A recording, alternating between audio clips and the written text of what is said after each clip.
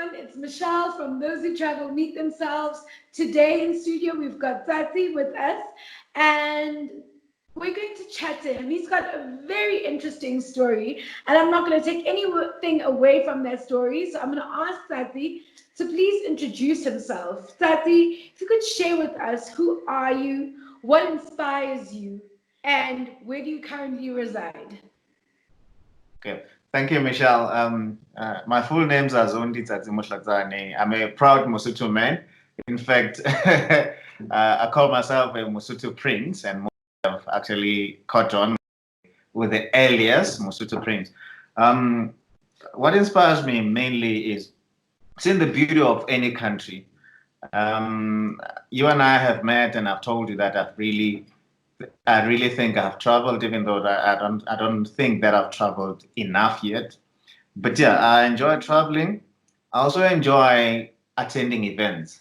And when I do events, I couple that with travel. So I travel to an event, be it a music event, be it an art exhibition event, etc., etc. So those kind of intriguing kind of stuff. So in that way, I feel that I hit at least two birds with one stone. Yeah. Yeah, and I reside in South Africa. I stay in Sandton currently, and yes, that's just about me, man. Well, you certainly look like a prince, I must say. Thank you. Name is not far off. You look like a prince, spot on. So whoever came up with that name was onto something. Thank you. I hope it fits the personality and everything else that comes with it. Certainly does. It certainly does. You said you're a proud Lesotho boy. Does this mean you were born in Lesotho, or are you Lesotho born in South I'm, Africa? I'm a South African that has got Lesotho roots. In fact, I do visit Lesotho very often. My mother stays in Lesotho. So, yes, I really am a Lesotho. I speak, how many? About 7 to 8 South African languages. However, when I Amazing. speak Sesotho, yeah, when I speak Sesotho, most people that's how much of a Mosotho I am. When I speak Sesotho, most people get surprised. No, you can't be you speaking that language. I'm like, come on, that's my mother tongue. What do you expect? I remember another person saying to me, "You're so fluent in Sesotho," and I'm like, "What do you mean?" But yeah, yeah,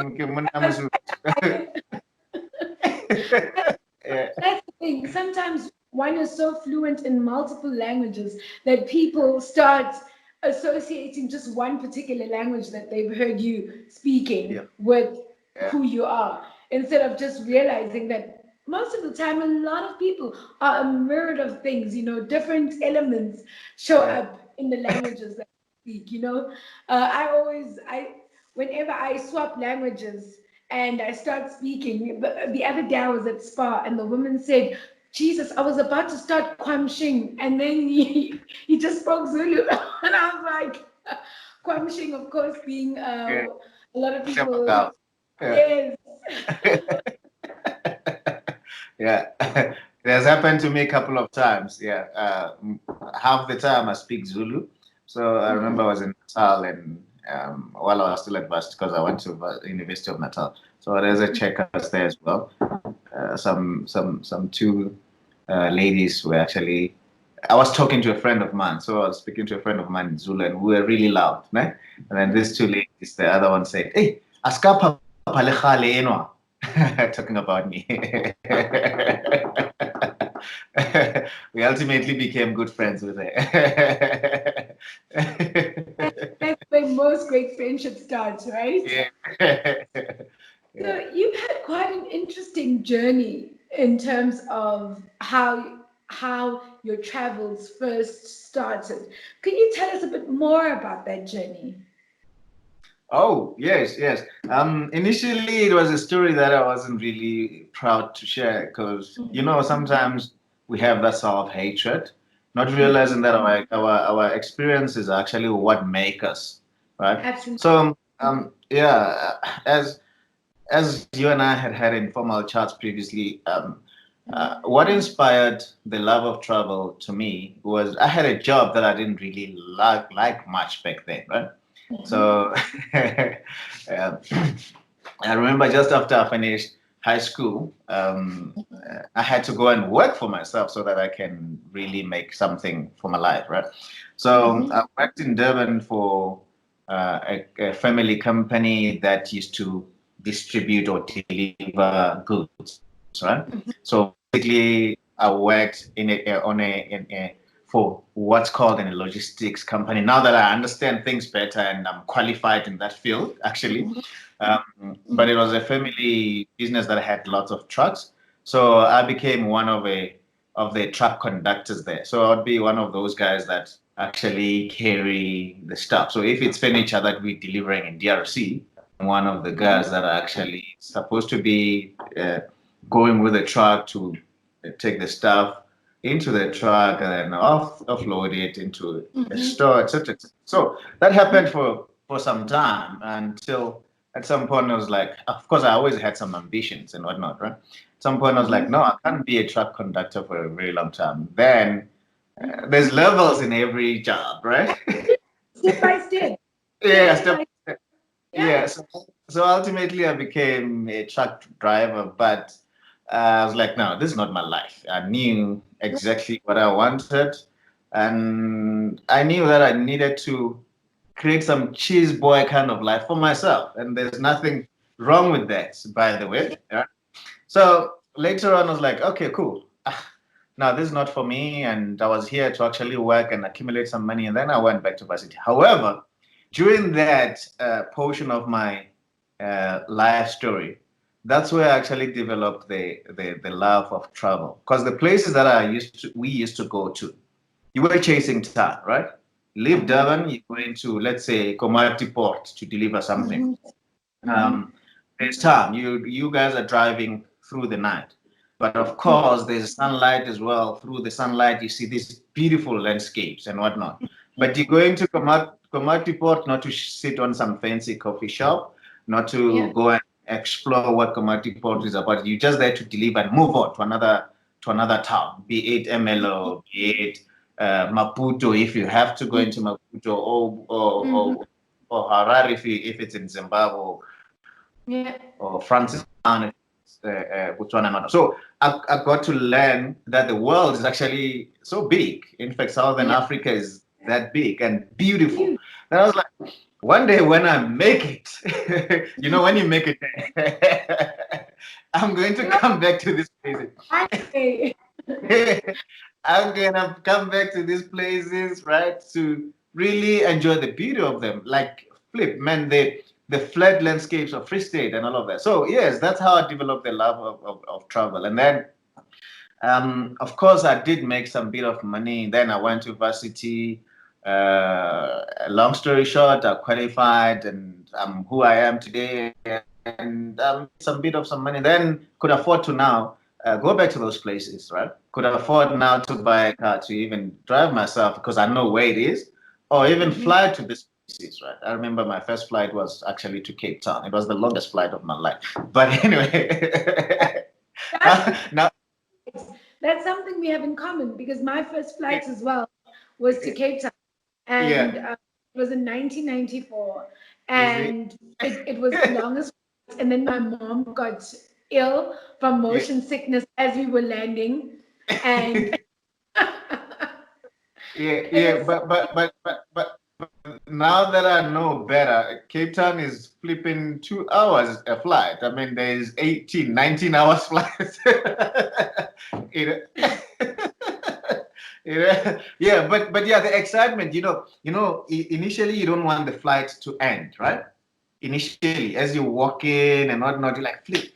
The first time I'm on an aeroplane and whatnot, then you don't want it to end, but not really derailing. As soon as you're on it, then you like flip because the adrenaline now subsides, and then you're now sitting and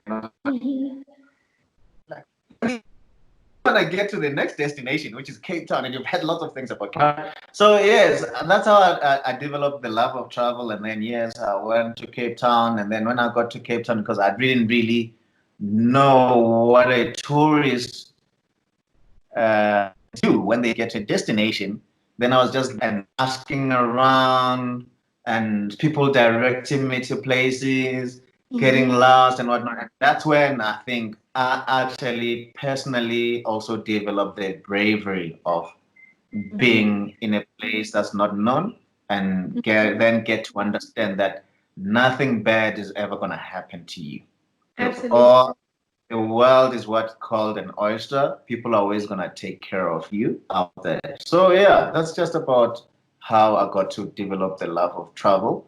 And of course, now meeting strangers, taking care of you, directing you to places that are beautiful and whatnot. Then I was like, oh, flip, I can actually now start going to even different territories. That's how it's all started.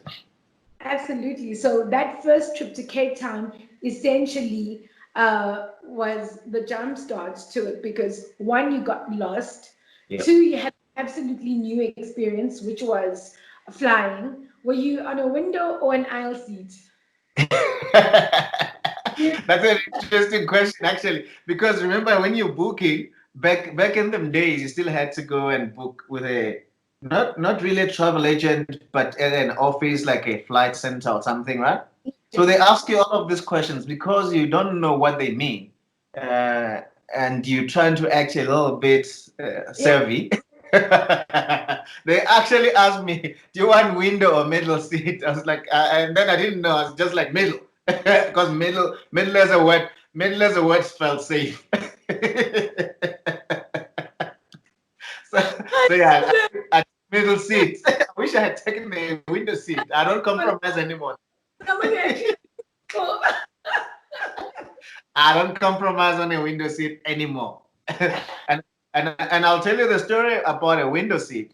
So this one time I was flying to Cameroon, and then we were flying over Gabon. I think it was in the middle of the night, right? Mm-hmm. Gabon is beautiful. The lights there at Gabon and whatnot. So I saw that because I was sitting on the window seat, right? And then because of course I knew it was Gabon because now the screens show you that you're flying over Gabon. So I made a promise afterwards that I'm gonna have to come back to this beautiful city, experience it during the day in the very same city where I saw those lights that had a very nice pattern and whatnot. So yes, middle window seat is very important.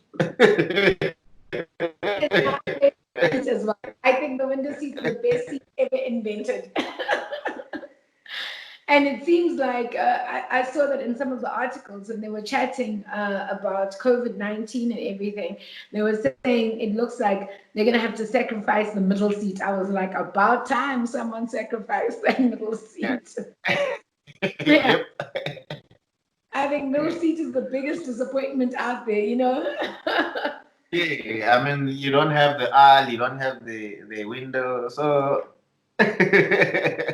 you know, And yeah. so when you came back to Gabon, what was it like? Take us on that journey. Um, wow. So I had my own preconceived idea of what Gabon would be like, right? The first is that remember I would have seen it during the night from a Hawkeye view with beautiful lights that are really have a nice pattern and whatnot, right? So cities that are like that, that have those beautiful patterns from Hawkeye and also on the streets are actually cities in Europe, your Spain, your Paris, perhaps, So I had that kind of idea that chances are Gabon is like that because of that pattern that I saw. Then I get there on the ground now and I experience completely a different thing altogether. I experience the chaos that Africa is in a humble way. And most people, when I say in a humble way, they always ask me, what do you mean in a humble way? I'm like, look, I've been to chaotic countries in Africa, but then I found that Gabon, people are patient with each other in that chaos.